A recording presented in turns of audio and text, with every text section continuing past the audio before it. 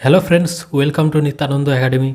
তো আজকের এই ক্লাসে তোমাদের জন্য নিয়ে চলে এসেছি বিগত বছরের সিটেট পরীক্ষা থেকে বাছাই করা খুবই গুরুত্বপূর্ণ 30টি প্রশ্ন নিয়ে। তাই আজকের এই ভিডিওটি তোমরা অবশ্যই শেষ পর্যন্ত দেখবে, আর যারা আগের ভিডিওগুলি দেখোনি সেই ভিডিওগুলি অবশ্যই দেখে নেবে। প্রাইমারি টেটের জন্য একটি আলাদা করে প্লেলিস্ট তৈরি করে দেওয়া রয়েছে, তোমরা সেখান থেকে প্রাইমারি টেটের ভিডিওগুলি দেখে নিতে পারবে।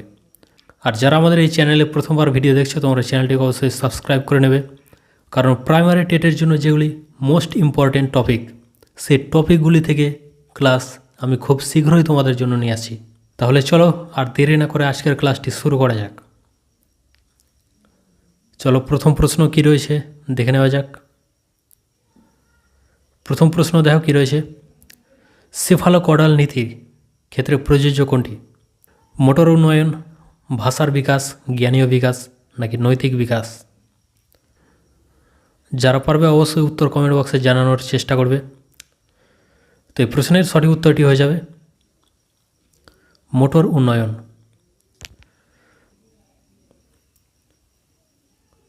দুই নম্বর প্রশ্ন দেখো, ড্যাশ ভাষা বিকাশের সাথে সম্পর্কিত একটি সংবেদনশীল সময়? প্রারম্ভিক জন্মকাল, প্রারম্ভিক শৈশবকাল, মধ্য শৈশবকাল নাকি বয়সন্ধিকাল? ভাষা বিকাশের ক্ষেত্রে কোনটি একটি সংবেদনশীল সময়? তো ভাষা বিকাশের ক্ষেত্রে প্রারম্ভিক শৈশবকালই হচ্ছে একটি সংবেদনশীল সময়। চলো 3 নম্বর প্রশ্নে, ড্যাশ যখন পরিবারের মধ্যে ঘটে এবং শিশুরা প্রথমে তাদের স্বতন্ত্র পরিচয় শিখে ভাষা অর্জন করে এবং প্রারম্ভিক জ্ঞানীয় দক্ষতার বিকাশ করে? প্রাথমিক সামাজিকীকরণ, মাধ্যমিক সামাজিকীকরণ, সুপ্ত সামাজিকীকরণ নাকি সক্রিয় সামাজিকীকরণ? তো এই প্রশ্নের সঠিক উত্তরটি হয়ে যাবে প্রাথমিক সামাজিকীকরণ।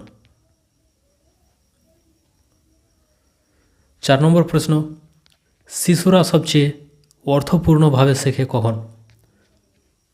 বক্তৃতা এবং সরাসরি নির্দেশনার মাধ্যমে, বারবার যান্ত্রিক অনুশীলন দ্বারা, যখন তারা সক্রিয়ভাবে কাজ এবং কার্যকলাপে নিযুক্ত থাকে, নাকি কাজগুলি সম্পূর্ণ করার প্রতিটি ধাপে উপযুক্ত পুরস্কার দেওয়া হয়? তো বুঝতে পারছো এই প্রশ্নের সঠিক উত্তরটি কী হয়ে যাবে? তো এই প্রশ্নের সঠিক উত্তরটি হয়ে যাবে যখন তারা সক্রিয়ভাবে কাজ এবং কার্যকলাপে নিযুক্ত থাকে। চলো পরবর্তী প্রশ্নে, ছাত্রদের উপযুক্ত উপকরণের একটি পরিসরে অ্যাক্সেস দেওয়া এবং তাদের শেখার স্বনির্দেশিত করার সুযোগ দেওয়া হলো প্রচারের একটি উপায়। রোড শেখা, প্রতিযোগিতামূলক শিক্ষা, আবিষ্কার শিক্ষা নাকি নির্দেশের মাধ্যমে শেখা? তো নিম্নের কোনটি প্রচারের একটি উপায় হচ্ছে ছাত্রদের উপযুক্ত উপকরণের একটি পরিসরে অ্যাক্সেস দেওয়া এবং তাদের শেখার স্বনির্দেশিত করার সুযোগ দেওয়া? এই প্রশ্নের সঠিক উত্তরটি হয়ে যাবে আবিষ্কার শিক্ষা প্রচারের একটি উপায়। চলো পরবর্তী প্রশ্নে, নিচের কোনটি নিশ্চিতভাবে জেনেটিক্স বা বংশগতি দ্বারা পূর্ব নির্ধারিত? বন্ধুত্বের পছন্দ, চোখের রং, একাডেমিক সাফল্য নাকি পড়াশোনায় আগ্রহ? নিচের কোনটি নিশ্চিতভাবে জেনেটিক্স বংশগতি দ্বারা পূর্ব নির্ধারিত? তো যেটি পূর্ব নির্ধারিত সেটি হচ্ছে চোখের রং। চলো 7 নম্বর প্রশ্নে, ড্যাশ সেই শিক্ষাকে বোঝায় যা শিশুরা যখন স্কুলের মতো সামাজিক প্রতিষ্ঠানে প্রবেশ করে? পরিপক্কতা, নিষ্ক্রিয় সামাজিকীকরণ, প্রাথমিক সামাজিকীকরণ নাকি মাধ্যমিক সামাজিকীকরণ? তো এই প্রশ্নের সঠিক উত্তরটি হয়ে যাবে মাধ্যমিক সামাজিকীকরণ।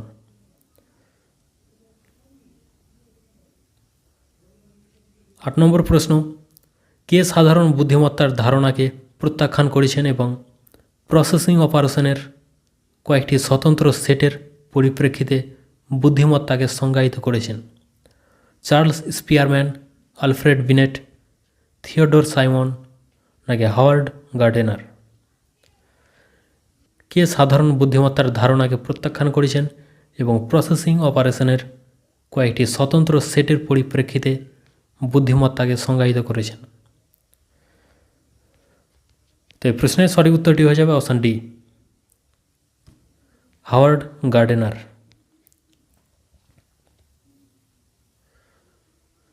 9 নম্বর প্রশ্ন, ভাইগটস্কির তত্ত্বে ব্যক্তিগত বক্তৃতা শিশুদের ভূকেন্দ্রিকতার নির্দেশক, বাচ্চাদের ক্রিয়া এবং আচরণে বাধা দেয়, জটিল কাজ করার সময় শিশুদের তাদের আচরণ নিয়ন্ত্রণ করতে সাহায্য করে, নাকি একটি ইঙ্গিত যে জ্ঞান কখনোই আভ্যন্তরীণ হয় না?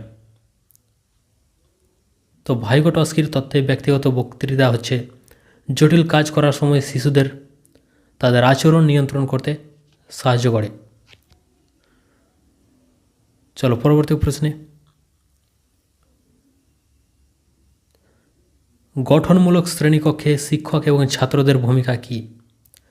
ছাত্র এবং শিক্ষক উভয় নিষ্ক্রিয়, ছাত্ররা সক্রিয় কিন্তু শিক্ষকরা নিষ্ক্রিয়, শিক্ষক এবং ছাত্র উভয় সক্রিয়, নাকি শিক্ষক সক্রিয় কিন্তু ছাত্ররা নিষ্ক্রিয়?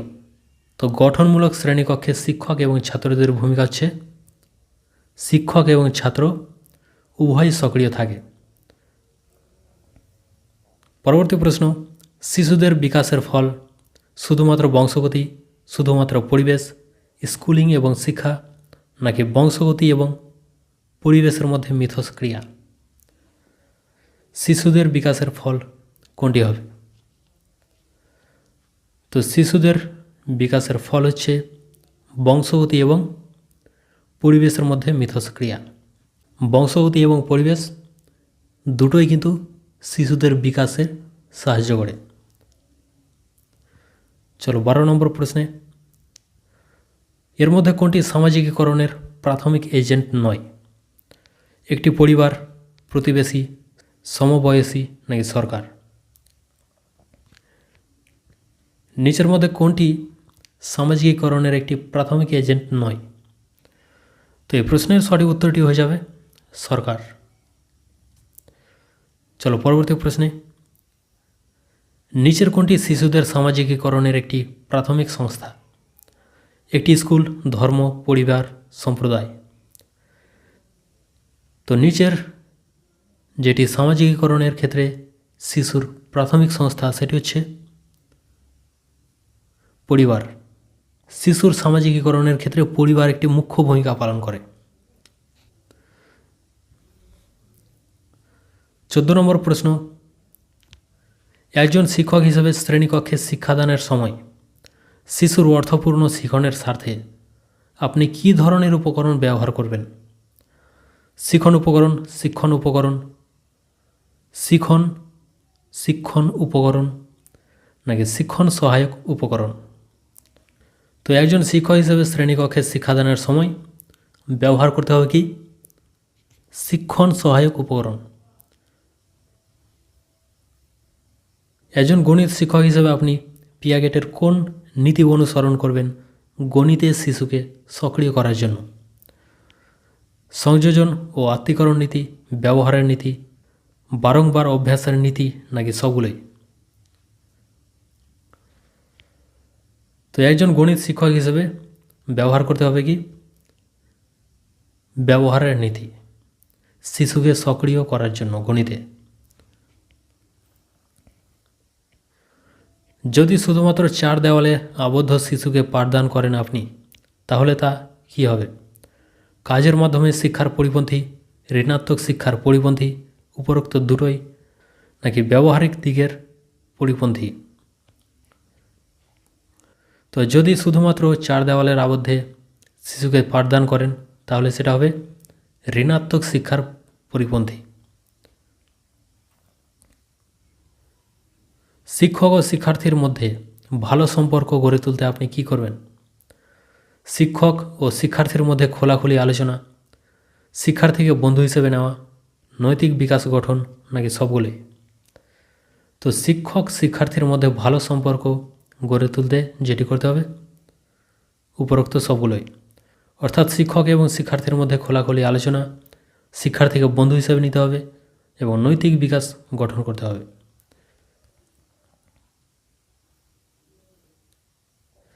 পিটিএর পুরো নাম কি? Parent teacher association, physical treatment association, parent teacher assembly, নাকি নান অফ দিস? পিটিএর সম্পূর্ণ নাম কি? তো পিটিএর সম্পূর্ণ নাম হয়ে যাবে প্যারেন্ট টিচার অ্যাসোসিয়েশন। 19 নম্বর প্রশ্ন, শিক্ষণ তত্ত্ব বা পেডাগজি বলতে আপনি কী বোঝেন? শিক্ষণের বিজ্ঞান, শিশুর প্রকৃত বিকাশের লক্ষ্যে শিক্ষণ বিজ্ঞান অনুযায়ী পাঠদান, মনোবৈজ্ঞানিক ধারণার বিষয় উপস্থাপন, নাকি সবগুলোই? তো শিক্ষণ তত্ত্ব বা পেডাগজির অর্থ হলো সবগুলোই। শিক্ষণের বিজ্ঞান শিশুর প্রকৃত বিকাশের লক্ষ্যে শিক্ষণ বিজ্ঞান অনুযায়ী পাঠদান এবং মনোবৈজ্ঞানিক ধারণার বিষয় উপস্থাপন। বিকাশের সেফালোকডাল নীতি ব্যাখ্যা করে কি? মাথা থেকে পায়ের দিকে, গ্রামীণ থেকে শহরের দিকে, সাধারণ থেকে বিশেষের দিকে, নাকি আলাদা থেকে একত্রিত কাজের দিকে? তো বিকাশের ক্ষেত্রে সেফালোকডাল নীতি হচ্ছে মাথা থেকে পায়ের দিকে। চলো পরবর্তী প্রশ্নে, এনসিএফ 2005 অনুসারে শিক্ষকের ভূমিকা হলো অনুমতি প্রদানকারী, সুবিধাদাতা, প্রভুত্ব ব্যঞ্জক, নাকি স্বৈরাচারীর ন্যায়? তো এনসিএফ 2005 অনুসারে শিক্ষকের ভূমিকা হলো সুবিধাদাতা।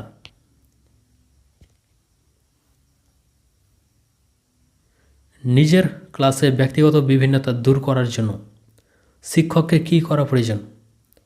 শিশুর সাথে কথা বলে এবং তার দৃষ্টিকোণ গুরুত্ব দিয়ে, শিক্ষার্থীদের জন্য কঠোর নিয়ম করে, শিখন এবং মূল্যায়ন ভালোভাবে করে, নাকি শিশুদের নাম্বারের ভিত্তিতে আলাদা করে? তো সঠিক উত্তরটি হয়ে যাবে শিশুদের সাথে কথা বলে এবং তাদের দৃষ্টিকোণকে গুরুত্ব দিয়ে। ভাইগোটস্কির সমাজ গঠনের সিদ্ধান্তে দৃঢ় বিশ্বাস রাখা শিক্ষক রূপে আপনি শিশুকে নিম্নলিখিত কোন নিয়মে মূল্যায়ন করবেন? তথ্য অবধারিত প্রশ্নের দ্বারা, বস্তুনিষ্ঠ অতি সংক্ষিপ্ত প্রশ্ন দ্বারা, সহযোগী প্রজেক্ট দ্বারা, নাকি স্ট্যান্ডার্ড টেস্ট দ্বারা? তো ভাইগোটস্কির সমাজ গঠনের সিদ্ধান্তে দৃঢ় বিশ্বাস রাখা শিক্ষক রূপে আপনি শিশুকে মূল্যায়ন করবেন সহযোগী প্রজেক্ট দ্বারা।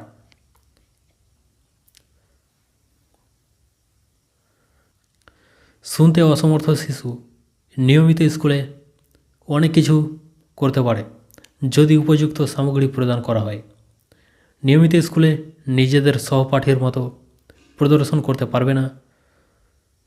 শুনতে অসমর্থ শিশুদের বিশেষ বিদ্যালয়ে পাঠানো উচিত, কিন্তু নিয়মিত বিদ্যালয় নয়। একাডেমিক এডুকেশনের সুবিধা পাবে এবং ভোকেশনাল ট্রেনিংয়ের সুবিধা পাবে। তো কোন অপশানটি হবে সঠিক উত্তর? তো এখানে সঠিক অপশানটি হয়ে যাবে নিয়মিত স্কুলে অনেক কিছু করতে পারে যদি উপযুক্ত সামগ্রী প্রদান করা হয়।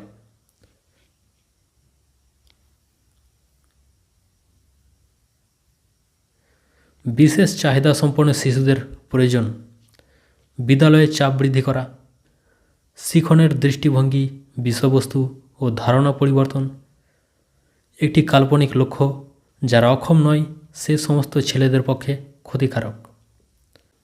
তো সঠিক অপশানটি হয়ে যাবে শিশুদের দৃষ্টিভঙ্গি, বিষয়বস্তু ও ধারণা পরিবর্তন।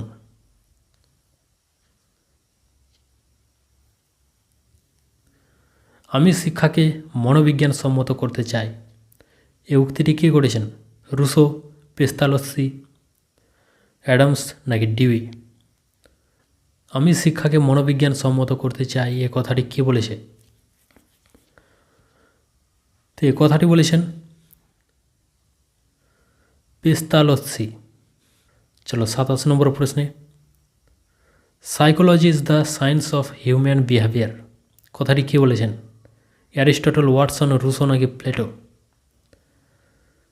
Psychology is the science of behaviour কথাটি কে বলেছেন? তো এই কথাটি বলেছেন ওয়াটসন।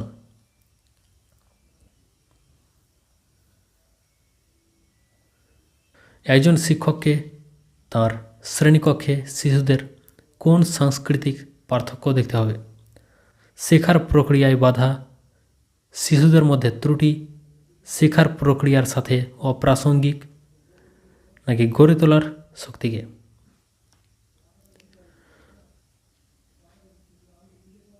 তো এই প্রশ্নের সঠিক উত্তরটি হয়ে যাবে গড়ে তোলার শক্তিকে।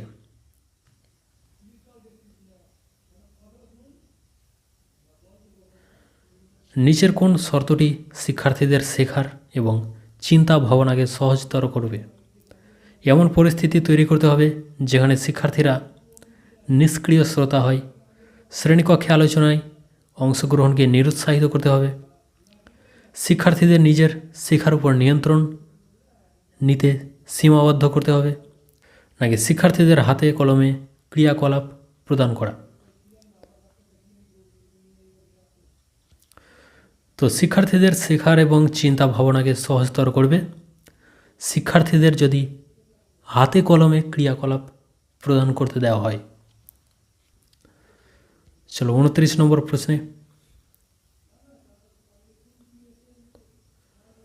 পরীক্ষার উদ্বেগ এবং ব্যর্থতার ভয় শেখার উপর কোনো প্রভাব ফেলবে না, কার্যকর শেখার সুবিধা শেখার উপর নেতিবাচক প্রভাব ফেলে, নাকি আভ্যন্তরীণভাবে শিক্ষার্থীদের শেখার জন্য অনুপ্রাণিত করে? তো পরীক্ষার উদ্বেগ এবং ব্যর্থতার ভয় শেখার উপর নেতিবাচক প্রভাব ফেলে। চলো আজকের লাস্ট প্রশ্নে, একজন শিক্ষকের কিভাবে শিক্ষার্থীদের সক্রিয় অংশগ্রহণে উৎসাহিত করা উচিত? অনুসন্ধান এবং প্রশ্ন প্রচারের মাধ্যমে, স্মরণ এবং পুনরাবৃত্তির উপর ফোকাস করে, সরাসরি নির্দেশের পদ্ধতি ব্যবহার করে, নাকি ঘন ঘন পুরস্কার এবং শাস্তি প্রদান করা? তো একজন শিক্ষার্থীকে যেভাবে সক্রিয় অংশগ্রহণে উৎসাহিত করতে হবে সেটি হচ্ছে অনুসন্ধান এবং প্রশ্ন প্রচারের মাধ্যমে। তো আজকের ক্লাস এখানে শেষ হচ্ছে। দেখা হচ্ছে পরবর্তী খুবই গুরুত্বপূর্ণ আরও একটি ক্লাস নিয়ে।